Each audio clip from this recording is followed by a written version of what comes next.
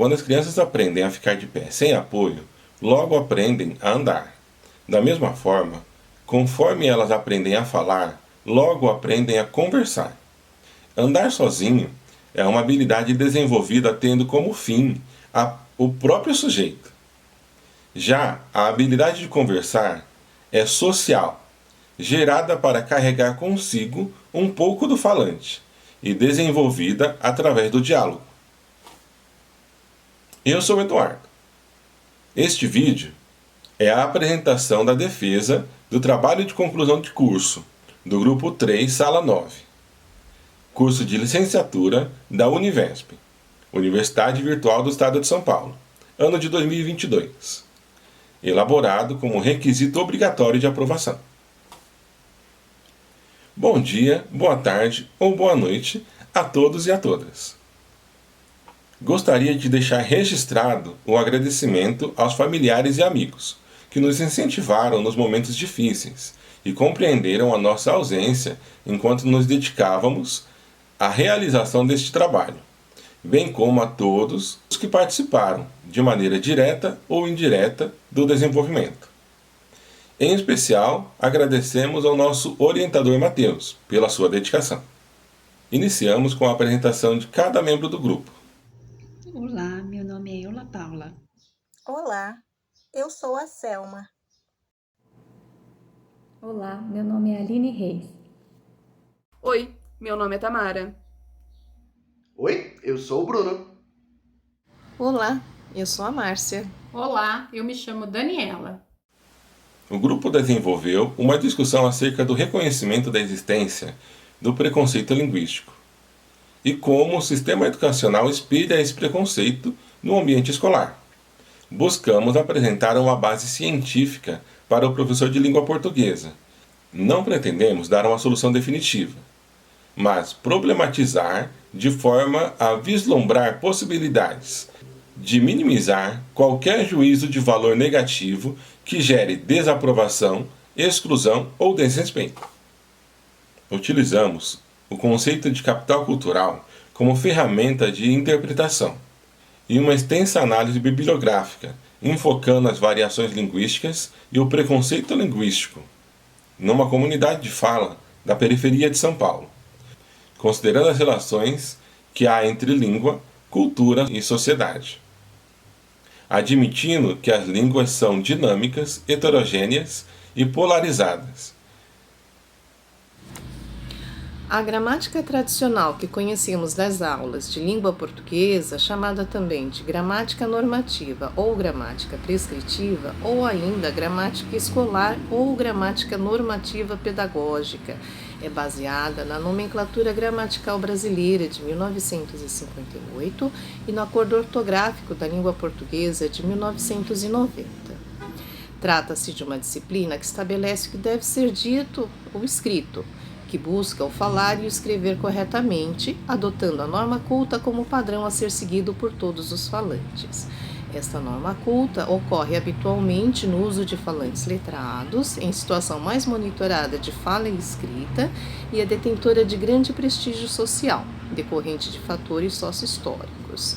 Observa-se aqui uma inversão de valores, quando a língua e a cultura que precedem a norma encontram-se sujeitas a ela, devendo então a língua seguir o que rege a gramática. Se por um lado a sociedade valoriza apenas a forma linguística exemplar e acredita ser a única a ser seguida, por outro lado, o que não estiver de acordo com suas normas é tomado como de pouco valor, impróprio, incorreto, errado. Atualmente, tem se levantado muitos questionamentos a respeito do preconceito linguístico. Mas afinal, o que seria mesmo esse preconceito? Será que ele existe realmente? Marcos Bagno define como preconceito linguístico o fato de uma determinada variante linguística tentar se sobrepor à outra como a única forma correta. Essa forma de preconceito normalmente se dirige às camadas sociais menos favorecidas, cujo acesso à educação escolar costuma ser precário. Ao contrário do preconceito religioso ou racial, Por exemplo, esse tipo de preconceito é algo que não possui uma grande repercussão na sociedade. Na verdade, ele está implícito, ou seja, ele está intimamente ligado a outros tipos de preconceito, principalmente o preconceito social. Vários fatores favorecem a propagação da intolerância linguística, e um deles consiste na afirmação de que no Brasil existe uma única língua legitimada. Negar a existência da linguagem viva, nascida da interação dos falantes em suas respectivas culturas e contextos sociais, impede que a intolerância linguística seja reconhecida e combatida de forma eficaz. Felizmente, têm se levantado autores que defendem a sociolinguística, tratam o assunto de maneira clara e buscam soluções para o problema em questão, para que os que se encontram à margem da sociedade também tenham voz. Para alguns, um problema sério a ser enfrentado. Para outros, infelizmente, o assunto em questão não passa de mimimi. As variantes linguísticas na periferia de São Paulo. Nós iniciamos esse tópico definindo, conceituando variação linguística como sendo formas diferentes de se referir à mesma coisa, dependendo do contexto onde se encontra o falante. Definimos aqui as variações diastráticas como sendo objeto do presente trabalho, que são as variações sociais, decorrente do conjunto de hábitos e cultura dos mais diferentes grupos da sociedade, e que são o maior alvo do preconceito linguístico, especialmente quando analisamos os grupos da periferia, onde os moradores têm uma linguagem que reflete um contexto cultural que conta com fatores como baixa escolaridade, difícil acesso a atividades e produções culturais como cinema, teatro, museus, exposições. E, além disso, a criação de uma linguagem própria também é uma forma de identificação e fortalecimento das comunidades. Então, expressões como mano e nós têm grande representatividade social. Mano é uma derivação de irmão, em oposição à gíria boy, que faz referência aos cidadãos brancos não pertencentes à periferia. A gíria nós, coletivo de manos, que fortalece a ideia de comunidade. Nesse contexto da linguagem da periferia, o movimento hip-hop tem grande destaque. Ele ganhou força no Brasil na década de 80, originando-se nas periferias de São Paulo como uma forma de protesto e reivindicações sociais. E ele traz dentro do movimento o rap, que é um estilo musical composto de ritmo e poesia, que ganhou espaço e levou a voz da periferia, com as suas gírias e suas expressões, para o vocabulário principalmente dos jovens de diversas posições sociais, não permitindo que a denúncia da injustiça social e a identidade das periferias contidas nessas letras se percam. Isso pode caracterizar um bom pretexto para incluir o movimento hip-hop e o rap, assim como o ensino das variações linguísticas da periferia, no contexto escolar, para que questões socioculturais sejam compreendidas e respeitadas, contribuindo assim para a erradicação do preconceito linguístico e da apropriação da linguagem como um bem cultural de exclusão. Em um breve relato sobre a origem da profissão docente no Brasil, podemos citar como os primeiros docentes os jesuítas, que catequizavam os índios, educavam os colonos e a elite, além da ampliação de novos sacerdotes. Com a expulsão dos jesuítas, criou-se o ensino público oficial, onde professores eram nomeados pela coroa. Entretanto, ainda não havia instituição de estruturas físicas. Já a segunda metade do século XVIII foi decisiva para a profissão docente, com a criação do sistema de mestres adjuntos e as escolas normais.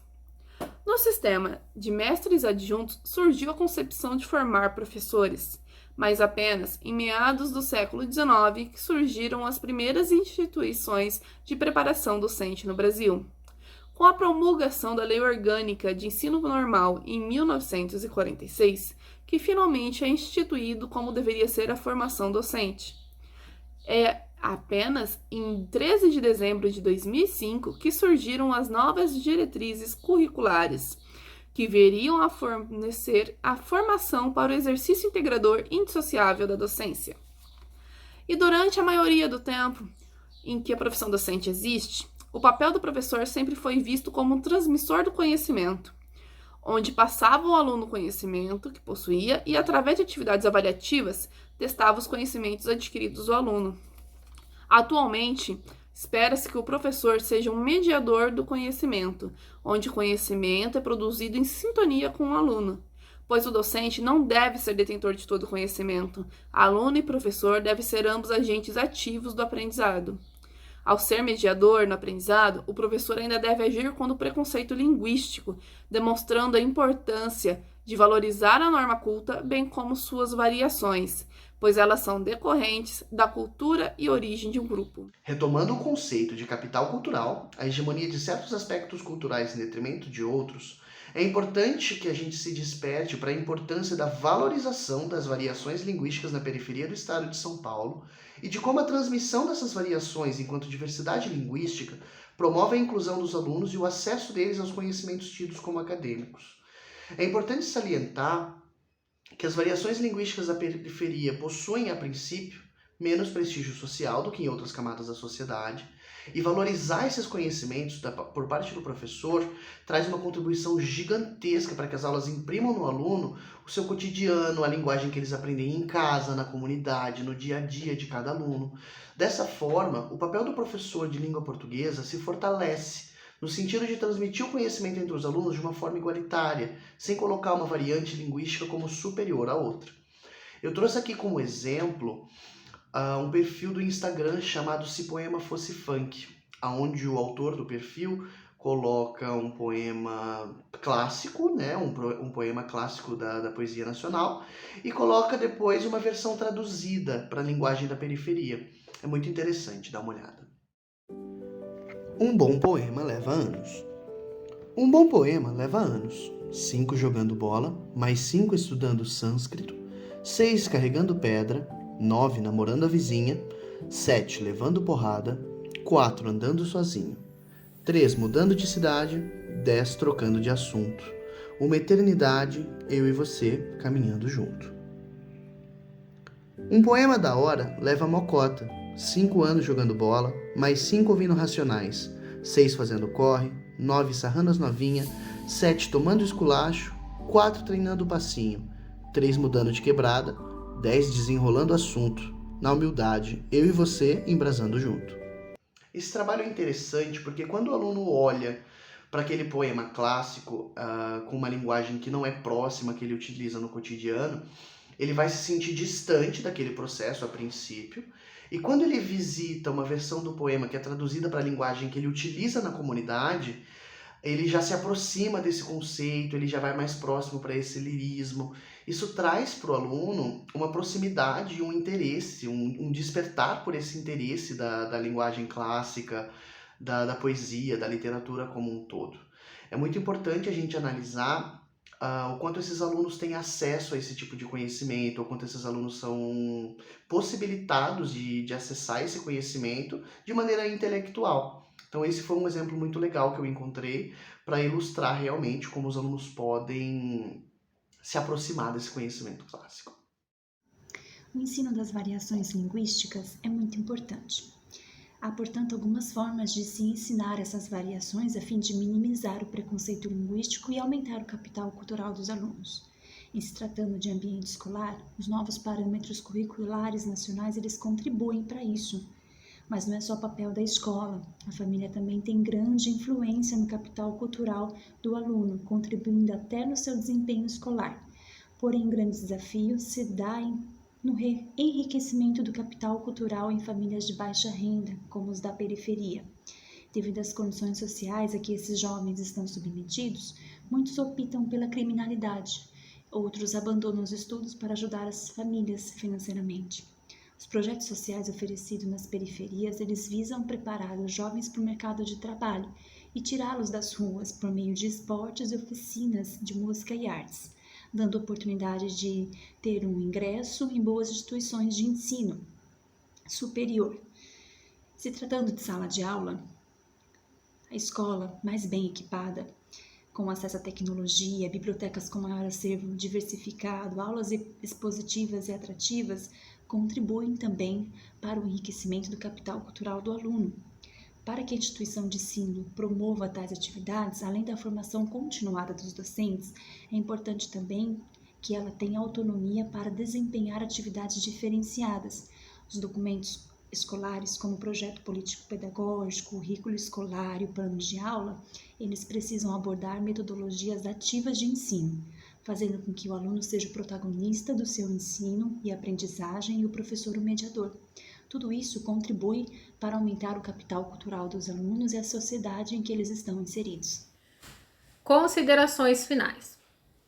O nosso trabalho discutiu 2 fenômenos sociais, a variação linguística e o preconceito linguístico na periferia de São Paulo.